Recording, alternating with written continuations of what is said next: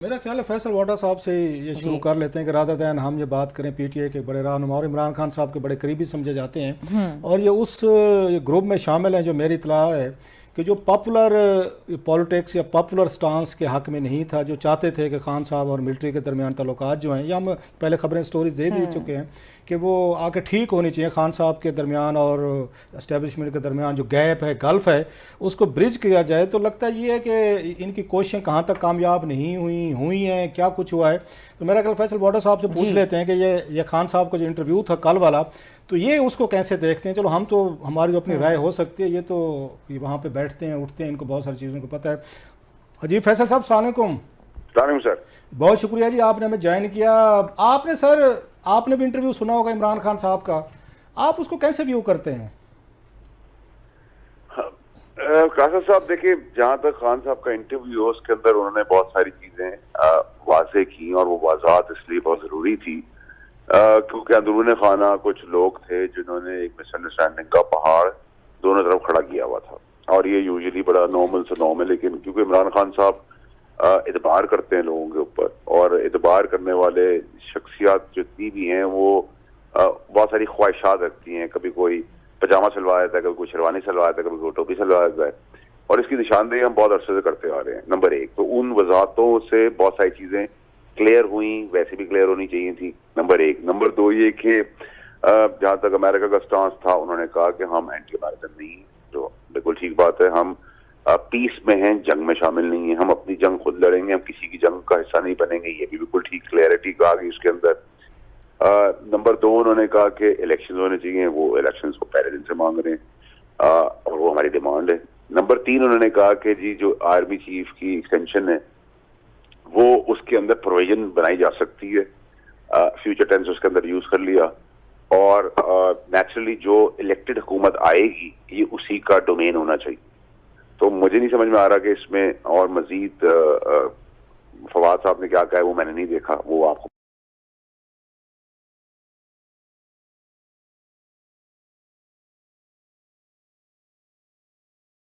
कि जिन्होंने गलत फहमियाँ पैदा करने की कोशिश की या खान साहब की और इस्टेब्लिशमेंट के दरमियान उन्होंने गैप पैदा करने की कोशिश, ये कौन लोग हैं? ये कोई खलाई मखलूक है, कोई ज़मीनी मखलूक है, ये कौन है? कोई ज़रा कोई सारा नहीं, सर देखिए इसमें कोई रॉकेट साइंस नहीं है, ये पार्टी के अंदर के लोग हैं, और पार्टी के अंदर के लोग जो हैं वो हम तो जब मैं काबीना का हिस्सा था मैं तो सबसे बात कर रहा हूँ। और देखिए मसला एम्बिशन होना कोई बुरी बात नहीं है, लेकिन आपने घर में अपने बाप को गिरा के आगे बढ़ जाए वो हमने हमारे अंदर नहीं, तो हमको बर्दाश्त भी नहीं करेंगे, नंबर वन।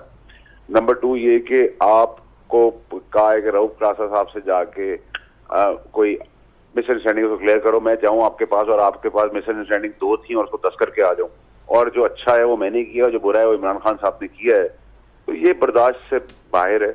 और ऐसे लोगों की निशानदेही हम कर रहे हैं। आप नाम नहीं ले रहे, मैं लेने की कोशिश करता हूँ, यस नो करते जाएं अगर आप मुनासिब समझें। मतलब इसमें असद उमर साहब हो सकते हैं, इसमें शामुद कुरैशी साहब हो सकते हैं, फवाद चौधरी साहब हो सकते हैं, इसमें परवेज खटक साहब हो सकते हैं, इसमें मुमकिन है आने लाइटर नोट आप हो सकते हैं। तो या मतलब इन 4-5 के अलावा हैं कोई, या यही इसी ग्रुप में कोई नाम ढूंढे जा सकते हैं?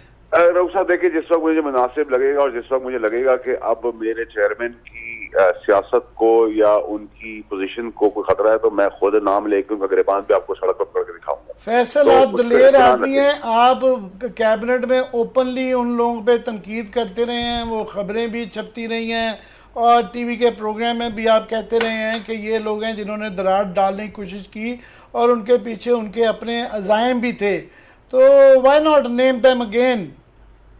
आमिर मतीन साहब, अब मैं आपको शुक्रिया अदा करता हूँ, लेकिन आमिर मतीन साहब आपको पता है जो थोड़ा बहुत आप मुझे मेरे बारे में जानते हैं, आप लोग तो एक्चुअली बहुत पुराने और बड़े एंकर्स हैं, आप लोग आगे तो मेरा तजुर्बा कुछ भी नहीं है, लेकिन मैं आपको बताऊं कि अभी वो राइट टाइम नहीं है, लेकिन राइट टाइम जब आएगा तो मैं आपसे वादा करता हूँ कि ना मैं निशानदेही करूंगा, उनका गिरबान भी पकड़ूंगा।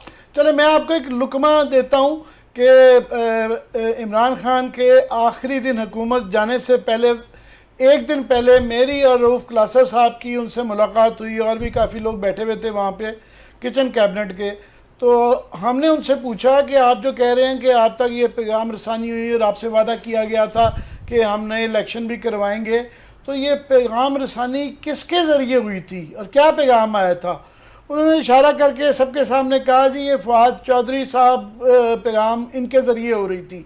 तो हमने सारों ने उनकी तरफ देखा, हमने भी देखा, उन्होंने उसको बड़ा अंडरमाइन करके कोशिश की। उन्होंने कहा नहीं वो वैसी कैजुअली बात हो रही थी। उन्होंने कहा नहीं नहीं कैजुअली बात नहीं हो रही थी, ये ही पैगाम लाए थे। तो वो हमें आज तक ये नहीं समझ आया। हम फवाद चौधरी पे कोई इल्ज़ाम नहीं लगा रहे, हम उनके नाकद भी रहते हैं, कई चीज़ में उनकी तारीफ भी कर देते हैं, पर आजकल वो बहुत ज़्यादा एंटी एस्टेब्लिशमेंट है। तो वो कोई देखते हैं कि उनके तर्ज अमल में भी किसी वजह से भी दराड़ में कंट्रीब्यूशन की भी है। आमिर मतीन साहब अभी मेरे लिए मुनासिब नहीं है, क्योंकि मैं एक जद्दोजहद में अपने साबका वजीर आजम और अपने चेयरमैन के लिए जद्दोजहद कर रहा हूँ, और मेरे लिए अभी प्रोग्रेसिव काम इम्पोर्टेंट है।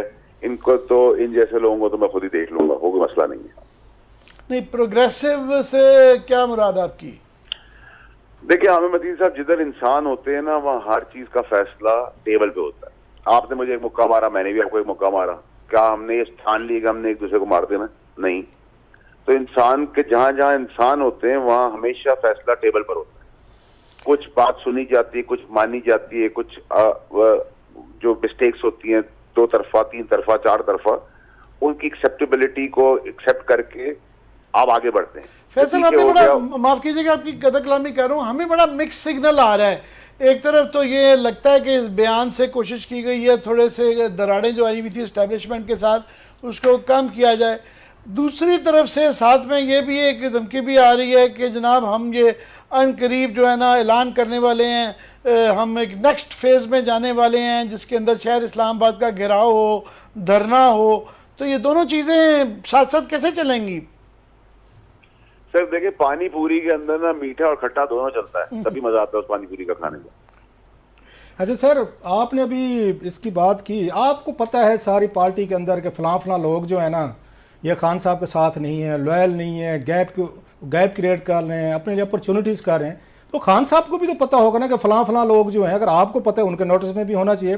तो खान साहब इतनी ज़्यादा वो रहम दिली या इतनी अकोमोडेशन क्यों दिखा रहे हैं कि अगेन उन्होंने ऐसे लोगों को अपने करीब रखा हुआ जो आपके ख्याल में, आप समझ रहे हैं, रीडिंग है आपकी, खान साहब के साथ लॉयलिस्ट नहीं है। तो खान साहब इतने क्यों मेहरबान है उन पर?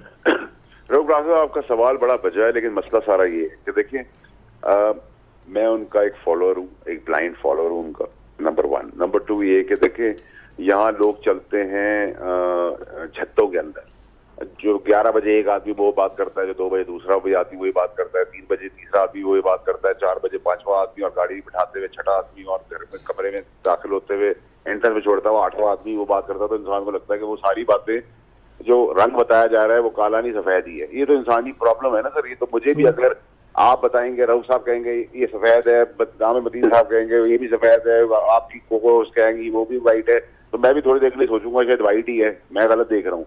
तो प्रॉब्लम हमेशा ये होती है कि 1:all, जैसे अभी खान साहब 1:all फाइट कर रहे हैं, इस तरह निशानदेही के अंदर 1:all मैं भी खड़ा हूँ। अब वो जितने दिन तक खड़ा हूँ तब तक खड़ा हूँ। बाकी हमने लड़ाई, खान साहब ने सिखाया है कि सीधे सही के ऊपर खड़े हो जाओ, ना डरो, ना झुको, ना बिको। अच्छा, कल वाला जो उनका इंटरव्यू जो आया है जिसके बाद कंट्रोवर्सी हुई है, अब खान साहब उसमें अगर देखा जाए तो कंफ्यूज नजर आए हैं मेरे हिसाब से, कि जब उनसे कामरान खान साहब ने उन्होंने पॉइंट ब्लैंक उनसे पूछा कि आप फिर क्या चाहते हैं कि अगर आर्मी चीफ जो है नया लगाया जाए इलेक्शन के बाद, तो मौजूदा चीफ जो है उनकी क्या स्टेटस होना चाहिए। तो खान साहब उस पर कुछ जवाब उन्होंने नहीं दिया, कोई क्लियर नहीं। उन्होंने प्रवियाँ निकाली जा सकती है, वो लफ्ज एक्सटेंशन कहने से शायद घबरा रहे थे कि मेरे लिए मसले होंगे। तो इन हालात में आप समझते हैं कि खान साहब के जहन में कोई क्लियर कट बात नहीं थी, फिलर छोड़ा, रिस्पांस देखना चाह रहे होंगे, उनको रिस्पांस नहीं मिला, तो आज उन्होंने कहा जी मैं तो एक्सटेंशन की बात ही नहीं की। साहब देखिए, मेरे चेयरमैन ने कोई बात कही है और उस चेयरमैन ने उस बात को आगे उसकी तौसीह की है, तो मैं तो उनके बिहाफ पे या उनके बयान के ऊपर कोई बात नहीं कर सकता, नंबर 1। नंबर 2 ये कि अगर किसी सबऑर्डिनेट ने की होती तो डेफिनेटली मैं जवाब उसका जरूर देता। नंबर 3 ये कि जो मौजूदा सिचुएशन है उसके अंदर हमें एक सिचुएशन में मुल्क आ गया है, ऊपर से सैलाब आ गया है, इकोनॉमिकल मेल्टडाउन हो रहा है, तबाही चारों तरफ चल रही है मुल्क के अंदर। तो मेरे ख्याल से सेंसिबिलिटी की को प्रिवेल करना चाहिए चारों इतराफ में, और इस चीज को अब आगे बढ़ के कहीं ना कहीं सेटल होना चाहिए। वो सेटलमेंट की जो एक शक्ल है वो शक्ल है इलेक्शंस। अब इलेक्शन आज होते हैं, कल होते हैं, परसों होते हैं, वो तो डिपेंड करता है कि क्या सिचुएशन बनती है। लेकिन मौजूदा इलेक्शन कमिश्नर के होते हुए नहीं पॉसिबल वो हमारे लिए इलेक्शंस को कबूल करना। वोटिंग मशीन्स को आउट कर दिया है। मैं रऊफ की बात पे दोबारा जाना चाहता हूँ कि चले मान लेते हैं कि एकदम ये नहीं कि वो उसमें फंस गए थे अपने जवाब के अंदर, उन्होंने एक्सटेंशन कहना नहीं चाह रहे थे मगर एक्सटेंशन वाली बात बन गई। एज्यूमिंग कि उन्होंने बड़ी डिलिबरेटली एक्सटेंशन की कही, तो फिर ये किस्म की अगर ऑलिव ब्रांच एक्सटेंड की तो इससे क्या आपके ख्याल में वो जो दरारें हैं कम होंगी? पहली बात। दूसरा ये फिर जो एक्सप्लेनेशन है कि नहीं हमारी ये नहीं थी मुराद, ये नहीं मुराद थी, तो आप वो एक्सटेंड भी कर रहे हैं फिर हाथ पीछे भी खींच रहे हैं। मतीन साहब, ये बड़ा मुश्किल सवाल है और इस सवाल के अंदर क्योंकि मेरे पास क्लैरिटी कल से अब तक की नहीं है। अगर आप मुझे परसों में लेंगे, परसों पूछेंगे तो मैं आपको बता सकूंगा कि कल मेरी उनसे मुलाकात है खान साहब से, तो मैं और क्लैरिटी से आपसे बात कर सकूंगा। लेकिन जिस चीज का मुझे इल्म नहीं है उस पर मैं कमेंट भी नहीं करना चाहता, क्योंकि मैं वही कमेंट करता हूँ जो अल्लाह के हुक्म से सही निकलता है। अच्छा फैसल, अभी आपने कहा जी हमें इलेक्शन कमिश्नर भी मंजूर नहीं है, आपको नए आर्मी चीफ भी मंजूर नहीं है सर, आपको इलेक्शन कमिश्नर भी मंजूर नहीं है, आपको पार्लियामेंट भी मौजूदा मंजूर नहीं है, आपको प्राइम मिनिस्टर भी मंजूर नहीं है, मौजूदा मीडिया भी मंजूर नहीं है, उन पर भी बहुत सारे शदीद आपको इख्तलाफात हैं। आप लोगों को अपने अलावा, अपनी पार्टी के अलावा, लीडर साहब के अलावा कोई और चीज़ कोई मंजूर भी है? या मैं ना मानूं जब तक आपकी मर्जी का काम नहीं होगा, आपकी मर्जी के लोग नहीं होंगे, चीफ नहीं होगा, चीफ जस्टिस नहीं होगा, मीडिया नहीं होगा, तो आप लोग पॉलिटिक्स नहीं करेंगे या आप उसको डेमोक्रेसी को बाय द रूल्स नहीं जाएंगे? या आप समझते हैं आप ही हैं कि जो लोगों को आके यहाँ पर आके लगाने की उनके वो करते हैं? और दूसरा ये सवाल थोड़ा लंबा होगा साथ में कि आके खान साहब जब कहते हैं मेरिट पे लगाना चाहिए आर्मी चीफ, तो आपके नाकदीन कहते हैं कि उसी तरह मेरिट पे लगे, जैसे उस्मान बुज़दार साहब मेरिट पे लगे, या जैसे महमूद खान साहब मेरिट पे लगे, जैसे इलियास तनवीर साहब AJK में लगे। लोग तो सामने ये दिखा देते हैं कि खान साहब ने मेरिट पे जो लगाए थे लोग, तो ये तीनों शक्लें देख लें, उनकी कारकर्दगी देख लें, तो इसी तरह का चीफ लगाना चाहेंगे खान साहब मेरिट पे?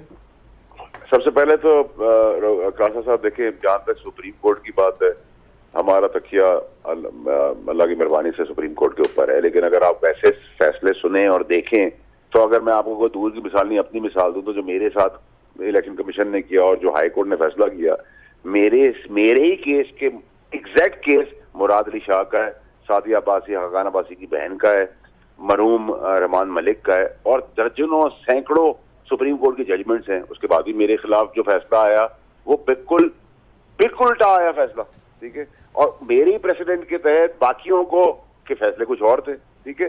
तो ये डिबेट तो पाकिस्तान के अंदर चलती रहती है, क्योंकि आप किसी के बारे में बात नहीं कर सकते, आप उस केस की हद तक बात कर सकते। तो मैं आपको बाकियों का मिसाल दूं, मैं अपने केस की मिसाल दे रहा हूँ कि मेरे पैरेलल ये 3 केस है, उनका फैसला कुछ और हुआ है, मेरा फैसला कुछ और हुआ है।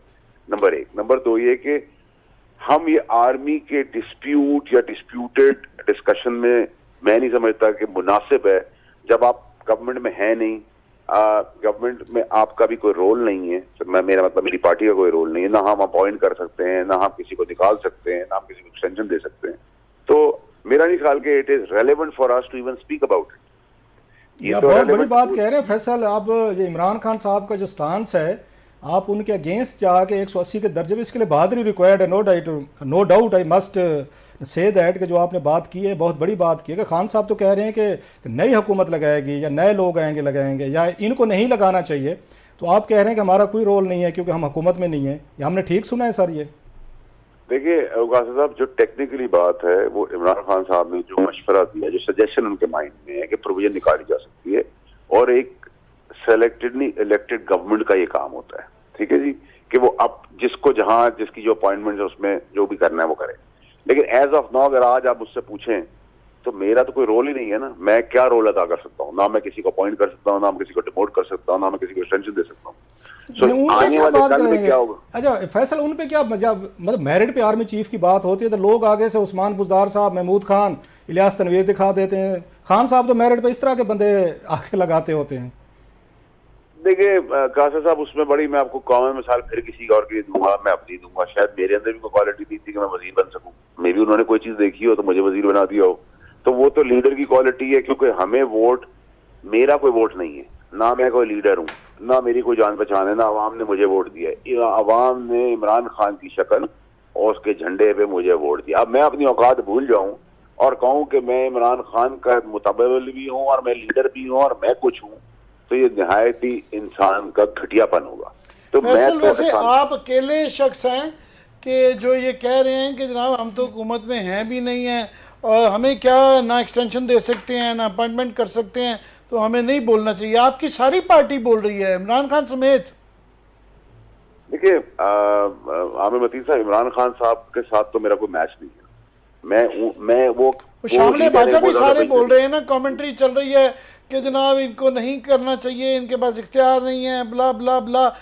कानून और आइन के अंदर तो क्लियर है। मतलब ये हुआ आमिर मतीन साहब कि अगर सबॉर्डिनेट्स ये बोल रहे हैं कि इनके पास इख्तियार नहीं है और आने वाली गवर्नमेंट का इख्तियार है, तो फिर तो इमरान खान साहब की बात ठीक हो गई, फिर आने वाली गवर्नमेंट ही करेगी। अब आने वाली गवर्नमेंट के लिए क्या पॉसिबिलिटीज है उसकी, क्या आइन में उसके अंदर गुंजाइश है और कानून क्या कहता है, ये तो मुझे नहीं पता।